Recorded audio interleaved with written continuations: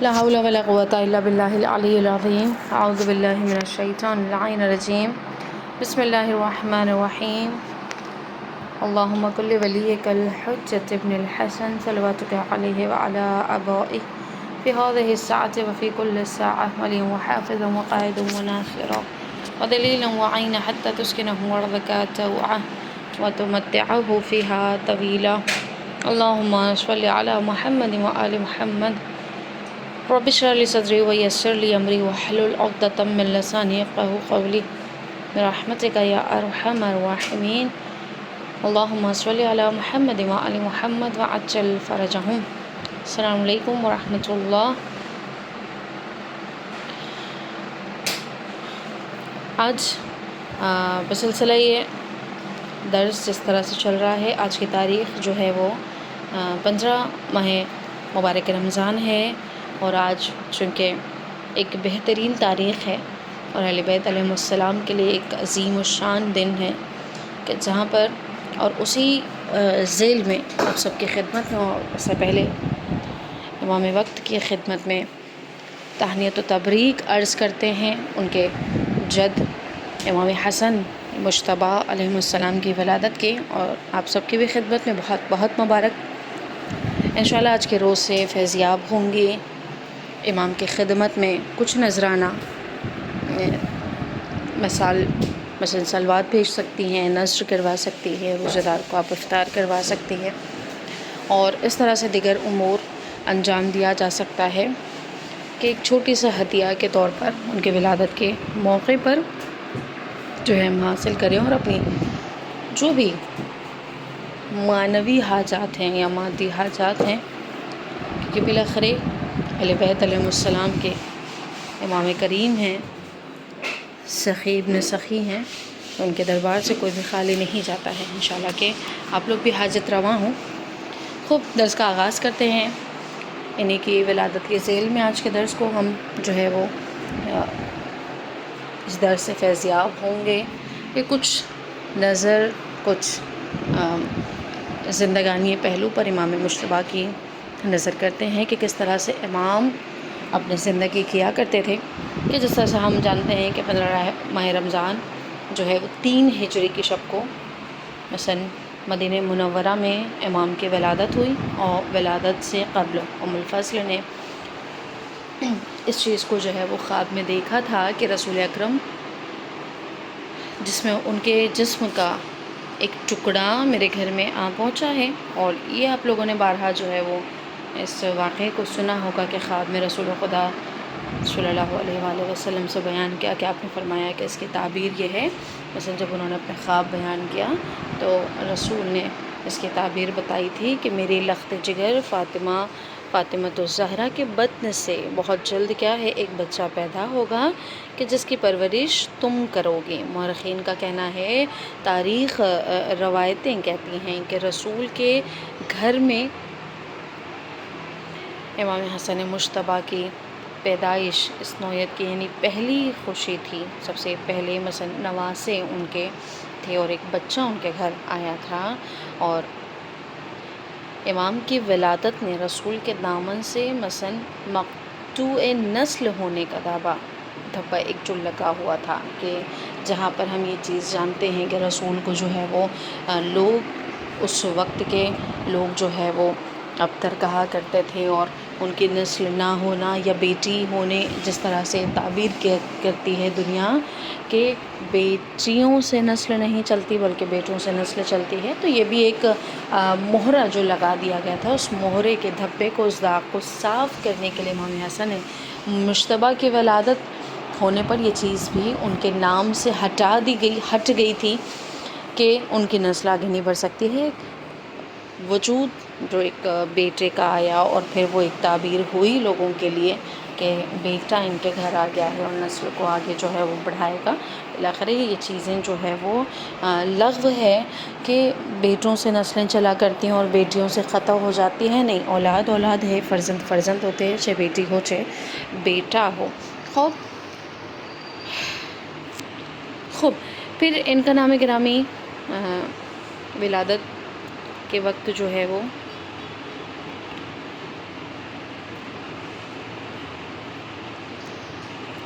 ایک کہ بحکم خدائے پروردگار کہ موسیٰ کے وزیر ہارون کے فرزندوں کے شبر اور شبیر نام پر آپ کا نام حسن، یعنی اس وقت کے مثلا زبان کے اعتبار سے ان کی اولادوں میں سے ایک نام شبر اور شبیر تھا، کہ جس کے بنا پر شبر کو عربی میں حسن یا شبیر کو حسین کہا جائے، اس لیے اسی چیز کو جو ہے وہ بنیادی طور پر رکھ کر ان کے بھی نام جو ہیں وہ امام حسن کا بھی حکم پروردگار رکھا گیا۔ خوب اس میں مثلا جو نظریات وغیرہ ہیں یہ کہ خوب اب یہ جو چیزیں بتائی جا رہی ہیں کہ نام حسن، یہ کہ نام حسن کو جو ہے وہ اس سے پہلے کسی کا نام حسن دنیا میں نہیں تھا، اور مثلا روایت میں ہے کہ جب ان کی ولادت ہوئی امام کی تو جناب جبرائیل آئے تہنیت و تبریک کے بعد، انہوں نے ایک پارچہ، ایک رومال کے طور پر انہیں پیش کیا، اور اس پر جو ہے وہ نام حسن مرقوم تھا، لکھا ہوا تھا۔ یا یہ کہ عالم دین ماہر علم و نسب علامہ ابو الحسین کا کہنا ہے کہ خداوند عالم نے فاطمہ کے دونوں شہزادوں کا نام انظار عالم سے بھی پوشیدہ رکھا تھا، یعنی ان سے پہلے حسن و حسین نام سے کوئی بھی جو ہے وہ اس دنیا میں نہیں آیا، یا اس طرف بھی اس دنیا میں بھی کوئی نہیں تھا۔ کتاب عالم الورا کے مطابق یہ نام بھی لوح محفوظ میں پہلے سے محفوظ کر دیا گیا تھا، یعنی یہ ثبت شدہ چیز تھی جو ان کی ولادت سے پہلے نہ جانے کتنے سال پہلے سے یہ چیزیں جو ہے وہ قطعی تھیں۔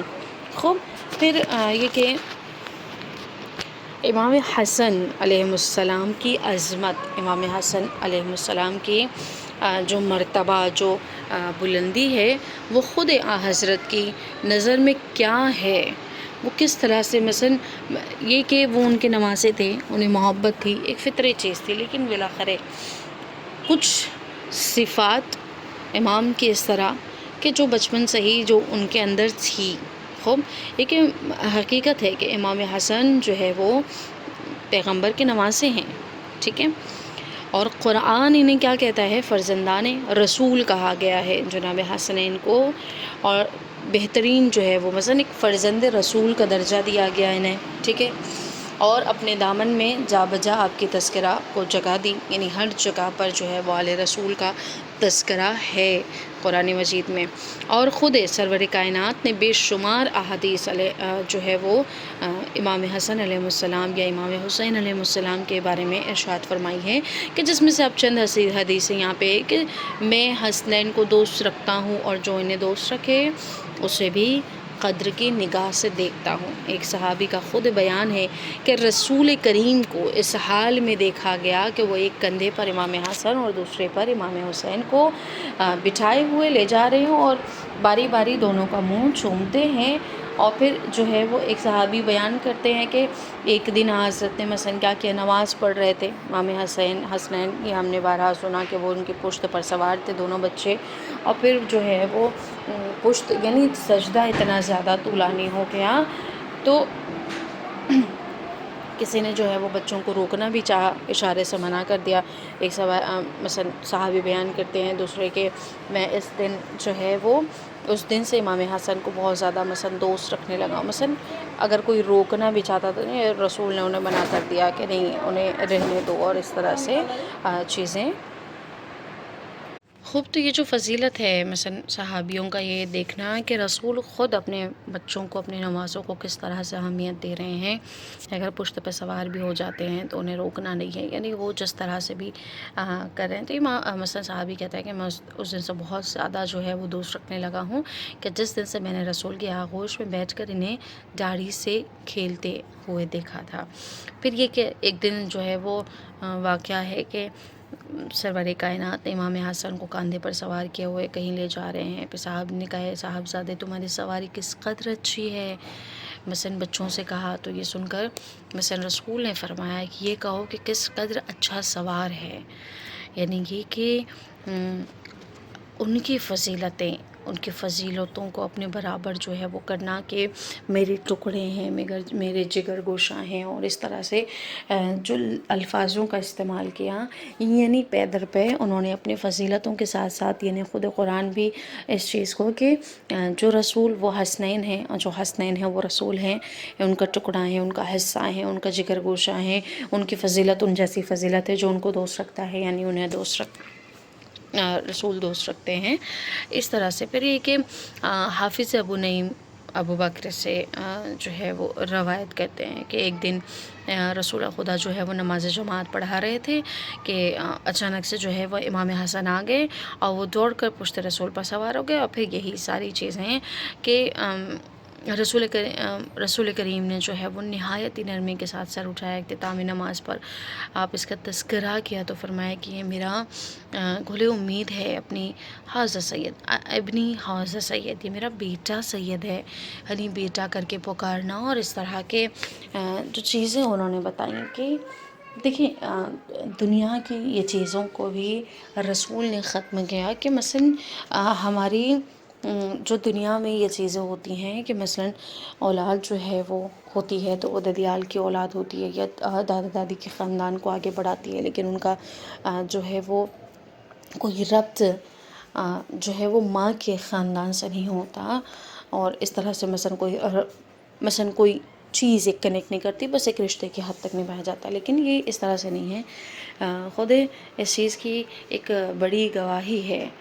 کہ مثلا نواسے رسول کا ہونا اور رسول کا انہیں اپنا بیٹا کہنا اور فرزند کہنا، خوب، اور اس چیز کو مثلا کہ بیٹا کہہ رہے ہیں، اپنے نواسے کہہ رہے ہیں، اپنا جگر گوشہ کہہ رہے ہیں، یہ کہ میری نسل کے ہیں یا میری آل ہیں، اور اس طرح کے سارے الفاظات جو استعمال کیے گئے ہیں، اس چیز کے بہترین ثبوت ہے کہ صرف بیٹا اور بیٹے کے خاندان یا بیٹوں کی نسل سے جو چیزیں چلتی ہیں صرف وہیں تک وہ چیزیں محدود نہیں ہیں، بلکہ جب اولاد ہوتی ہے تو دونوں طرفہ کے خانوادہ اس کے لیے بالاخره جو ہے وہ برابری کی چیزیں ہیں، خوب، تو یہ ساری چیزیں، خوب، پھر یہ کہ امام حسن کو جو ہے وہ بہشت کی سرداری ملی ہوئی آل محمد کی سرداری مسلمات میں سے ہے، ٹھیک ہے، یعنی علماء اسلام کا اس پر جو ہے وہ متفق ہیں کہ سرور کائنات نے، مثلا آپ دیکھیں کہ شیعہ اہل تسنن وغیرہ بھی جو ہے اس چیز کو مانتے ہیں کہ جوانان جنت کے جو ہے وہ سردار حسنین کریمین ہیں، ارشاد فرماتے ہیں کہ الحسن والحسین سید شباب اہل الجنہ وابوہما خیر منہما، حسن حسین جوانان جنت کے سردار ہیں اور ان کے والد بزرگوار یعنی علی ابن ابی طالب علیہ السلام ان دونوں سے بہتر ہیں۔ پھر جناب حذیفہ یمانی کا بیان ہے کہ میں نے رسول کو ایک دن مثلا بہت زیادہ مسرور اور بہت زیادہ خوش پا کر میں نے جو ہے وہ مولا سے آج افراط شادمانی کے جو ہے سبب پوچھا، خوب، یعنی کیوں اتنا زیادہ وہ خوش ہیں، تو ارشاد فرمایا کہ مجھے آج جبرائیل نے یہ بشارت دی ہے کہ میرے دونوں فرزند حسن و حسین جوانان بہشت کے سردار ہیں اور ان کے والد علی ابن ابی طالب اس سے بھی بہتر ہیں، اور اس حدیث کی سے بھی وضاحت ہو گئی کہ حضرت علی صرف سید ہی نہ تھے بلکہ فرزندان سیادت کے باپ تھے، خوب، تو یہ ساری چیزیں جو ہیں وہ ہر موڑ پر جو ہے وہ ہر جگہ پر رسول کائنات نے علی اور علی کے بیٹوں کی جو ہے وہ فضیلتوں کو بیان کیا ہے تاکہ دنیا کو پتہ چل جائے کہ خدا نے ان کی مثلا اس میں عظمت میں کس طرح سے فراوانی سے کام لیا اور کس طرح سے اس چیز کو بہت زیادہ ہائی لائٹ کیا گیا ہے، خوب، پھر یہ کہ اسلام کے جذبہ ان کے اندر کتنا پایا جاتا تھا اور بچپن سے ہی کس طرح سے وہ مثلا اس چیز میں داخل تھے، یہ نہیں کہ بچپنے کا عالم ہے، لیکن کئی ایسے مقامات پہ جو ہے وہ 3 سال کے، 4 سال کے، 5 سال کے تھے بچے، لیکن پھر بھی انہوں نے کس طرح سے مثلاً اسلام کی ہی حمایت کی، اسلام کی نصرت کی، یا کہیں پر اس طرح سے احادیث بیان کرتے ہوئے نظر آتے ہیں، یا کئی جگہوں پر جو ہے وہ مسئلوں کا حل بتاتے ہوئے نظر آتے ہیں کہ خود بابا ان کے تشریف فرما رہے ہیں یا نانا ان کے تشریف فرما رہے ہیں، لیکن بچوں نے ان چیزوں کو جواب دیا ہے جو مثلاً لوگ توقع کرتے تھے کہ رسول جواب دیں یا علی بن ابی طالب جواب دیں اس طرح سے، لیکن پھر بھی بچوں نے وہ چیزیں یعنی بچپن کے عالم سے ہی کس طرح سے وہ جواب دیا کرتے تھے۔ تو یہ ساری چیزیں مثلاً کہ جو جذبہ تھا ان کے اندر اسلام کا، وہ کس طرح سے ایک چھوٹے سے سن میں ہی ان کے اندر بہت زیادہ دکھائی دیتا تھا۔ یہ جو اسلام کا جذبہ تھا جتنی کم سنی کے عالم میں آغاز ہوا یا لوگوں نے دیکھا اور اس کے شاہد رہے، اس چیز کی گواہی کہ کس طرح سے مثلاً یہ چیزیں دیکھی جاتی تھی کہ بہت سارے ایسے واقعات ہیں کہ جس میں بیان ہوتا ہے کہ مثلاً یہ کہ امام حسن علیہ السلام ایک مرتبہ کا واقعہ کہ جس طرح سے مثلا مورخین بیان کرتے ہیں کہ ایک دن جو ہے ابو سفیان کے جو کافر تھا، مشرک تھا، اور بہت ہی زیادہ اس کی ایک اچھی ہسٹری نہیں ہے، ہم جانتے ہیں اس کے بارے میں، حضرت علی علیہ السلام کی خدمت میں حاضر ہو کر کہنے لگا کہ آپ جو ہیں وہ رسول سے سفارش کر کے ایک ایسا معاہدہ لکھوا دیجیے جس کی روح سے میں اپنے مقصد میں کامیاب ہو سکوں، ٹھیک ہے نا۔ آپ نے فرمایا کہ نہیں، جو کچھ بھی محکوم ہو چکا، جو کچھ بھی انہوں نے معاہدہ طے کر دیا بس وہی ہوگا اور اس پر کوئی فرق نہیں آئے گا۔ پھر اس نے کیا کیا کہ امام حسن سے سفارش کی، یعنی مورخین لکھتے ہیں کہ اس وقت امام حسن جو ہے وہ صرف 14 ماہ کے تھے، یعنی 14 مہینے کی عمر میں انہیں پتہ تھا، یعنی لوگوں کا، آپ سوچیں ایک چھوٹے سے بچے سے کوئی آ کر کوئی چیز کہتا ہے نہیں کہتا، لیکن انہوں نے وہ ساری چیزیں دیکھی ہوئی تھیں ان بچوں کی بہت کم سنی کے عالم میں سے، تو اس وجہ سے وہ خود بھی مجبور تھا کہ وہ ایک جو ہے وہ 14 ماہ کے بچے کے پاس اپنی سفارش لے کر گیا جہاں پر اس کے کام نہ بن سکا رسول سے اور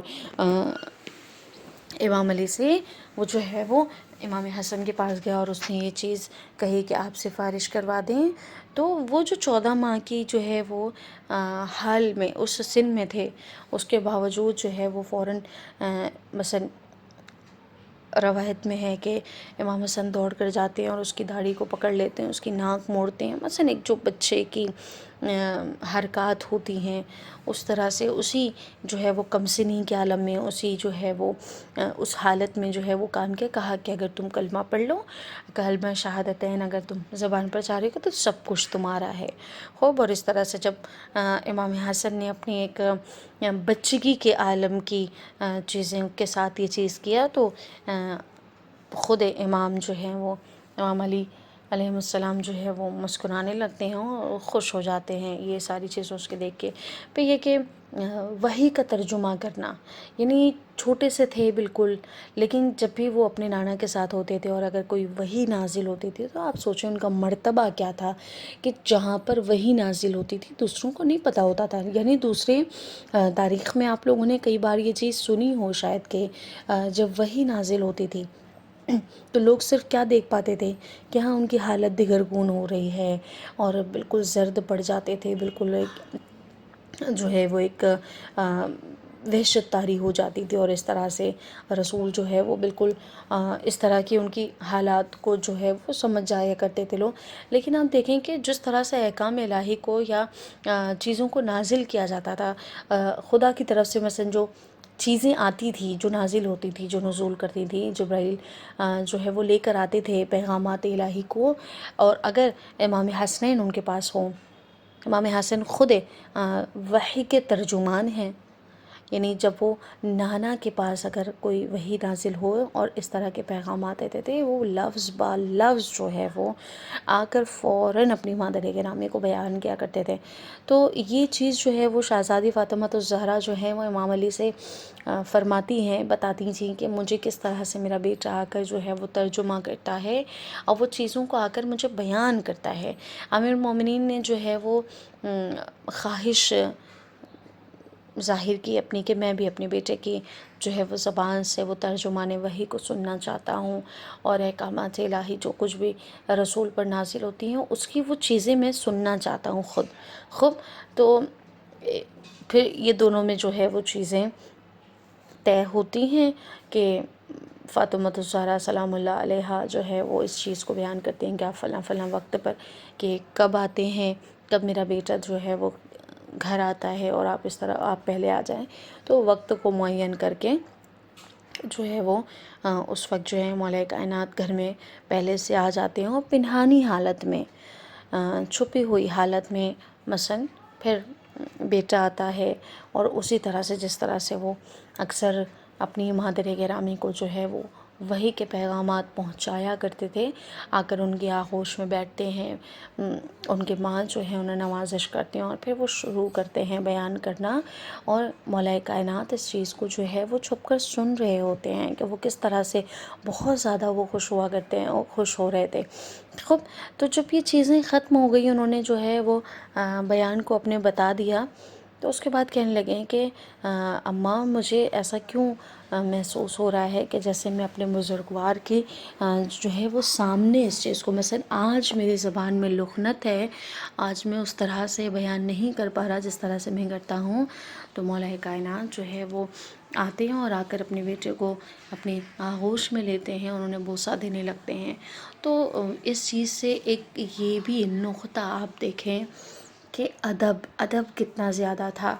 کہ بیٹا یعنی ایک چھوٹا جب یا استاد ہو یا کوئی بزرگوار کی خدمت میں بیٹھ کر جب کوئی چیز بیان کرتا ہے تو باادب ہو کر، یعنی ایک شاگرد اگر اپنے استاد کے سامنے کوئی چیز کو توضیح دے یا اس طرح سے بتائے تو وہ بہت ہی زیادہ، یعنی ایک جو ڈر اور خوف ہوتا ہے بزرگوں کا، وہ چیز ادب میں شمار ہوتی ہے، اور اس چیز کا لحاظ کرنا چاہیے. یہ بہت ضروری ہے خب کہ ہم سے کوئی بڑا اگر ہمارے سامنے بیٹھا ہوا ہے، ہم اس کے تو بہت ہی باادب ہو کر انسان اجازت لے کر بیان کرے. اور اس طرح سے تو یہ چیز بہت نکتے کی ہیں کہ اہل بیت علیہم السلام کے ہر قدم، ہر حرکات، ہر فعل مر ہمارے لیے کیا ہے، ایک اخلاقی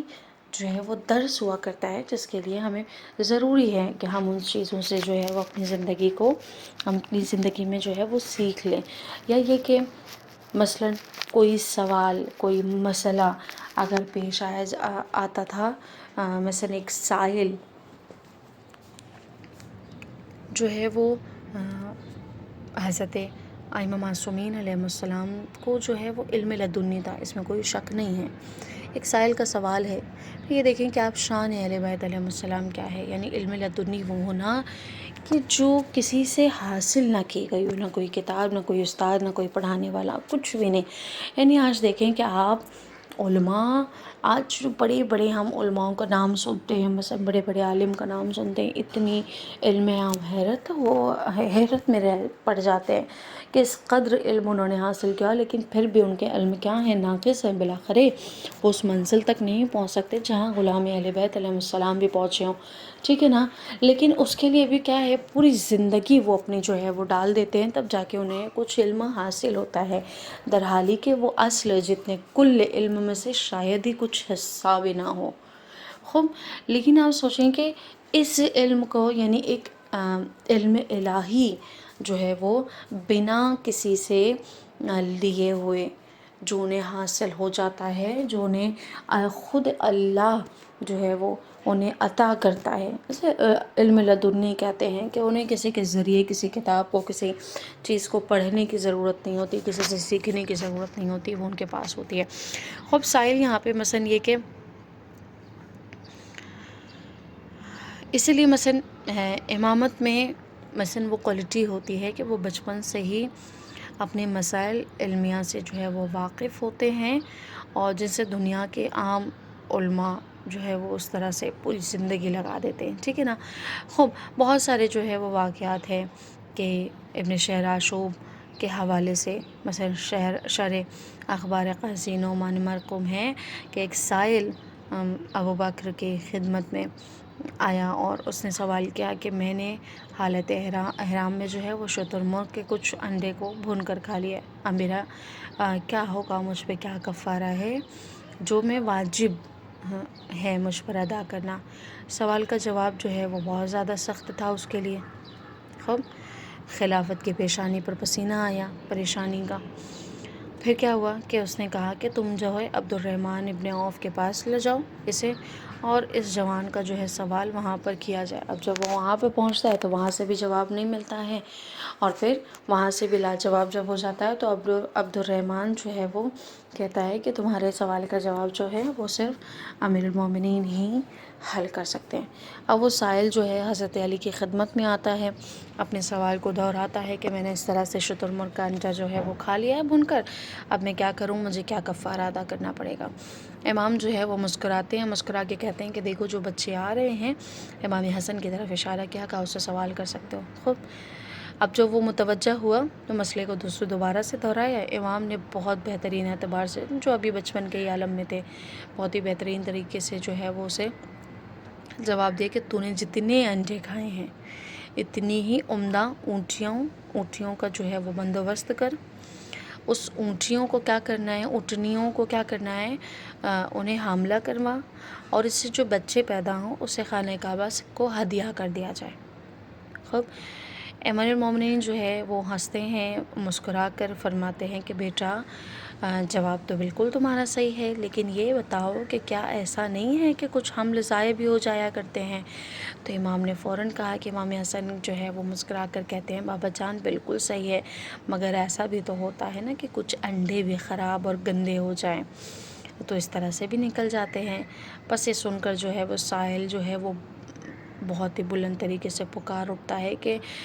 اس عہد میں مثلا سلیمان ابن داؤد نے اس نے جو ہے وہ یہی جواب دیا تھا اس سوال کا، اور میں نے اپنی کتابوں میں سے پڑھا ہے اور وہی جواب مجھے آج مل گیا۔ خوب، تو یہ ساری چیزیں ایک جو ہے وہ ثبوت ہے کہ جس طرح سے بچپن کے عالم میں مثلاً امامت کا جلوہ دکھائی دیتا تھا، وہ کسی اور میں نہیں تھا، خود یعنی لوگوں کے لیے وہ چیزیں آشکار تھیں جو انہیں عام لوگوں سے جدا کرتی تھی، جو حجت پروردگار کے ہونے پر ثابت شمار ہوتے تھے۔ پھر یہ کہ آپ دیکھیں کہ امام حسن اور سخاوت کا ذکر نہ ہو، چون سخیوں کے بادشاہ جو ہیں وہ سخاوت کرنے میں بے شمار جو ہے وہ امام حسن کی مثال دی جاتی ہے کہ ان سے کچھ اگر مانگا جائے تو دستے سوال دراز ہو اور وہ بے جواب رہ جائے، ایسا نہیں ہو سکتا۔ یعنی امام کے بارگاہ میں جو ہے وہ کوئی شخص آتا ہے اور وہ حاضر ہوتا ہے، سوال کرتا ہے، امام جو ہے وہ اسے 50,000 درہم اور 500 اشرفیاں دے کر اور فرماتے ہیں کہ مزدور لا کر اسے اٹھوا لے، اور اس کے بعد آپ نے مزدور کی مزدوری بھی اپنی جو ہے وہ اس کی مزدوری بھی امام دیتے ہیں، یعنی اتنا زیادہ مال دینے کے بعد اسے اٹھوانے کے بعد بھی وہ بھی امام جو ہے، اب دیکھیں کہ سخاوت کی کوئی حد ہی نہیں تھی امام کی۔ پھر ایک مرتبہ ہے کہ امام کے خدمت میں ایک سائل کو خدا سے دعا کرتے ہوئے دیکھا کہ خدا مجھے 10,000 درہم عطا فرما۔